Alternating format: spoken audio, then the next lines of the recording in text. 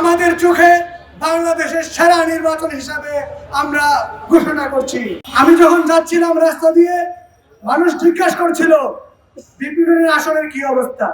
সেই জায়গা থেকে বিপিনুর যে এমপি হয়েছে তার খুশিতে সারা বাংলাদেশের মানুষ খুশি হয়েছে।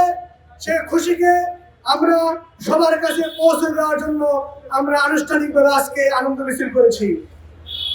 বিশেষ করে সাংবাদিক ভাইরা যারা উপস্থিত আছেন, আপনারা জানেন বিগত দিনে এই নুরুল হক নূর রাজপথে কি ভূমিকা রেখেছিলেন।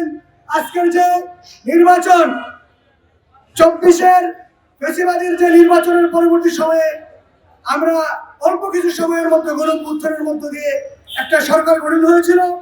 সেই সরকার একটা নির্বাচন দিয়েছে, যে নির্বাচনে সারা বাংলাদেশের মানুষ সন্তুষ্ট। ডক্টর ইউনূস বলেছিলেন আমরা ইতিহাসের সেরা নির্বাচন উপহার দিব। তো আমরা ছাত্র অধিকার পরিষদ বলতে চাই, আমাদের দেখায় বাংলাদেশের সেরা নির্বাচন 2026 সালের 12 ফেব্রুয়ারি যে নির্বাচন হয়েছে, সে নির্বাচনটি আমাদের চোখে বাংলাদেশের সেরা নির্বাচন হিসাবে আমরা ঘোষণা করছি।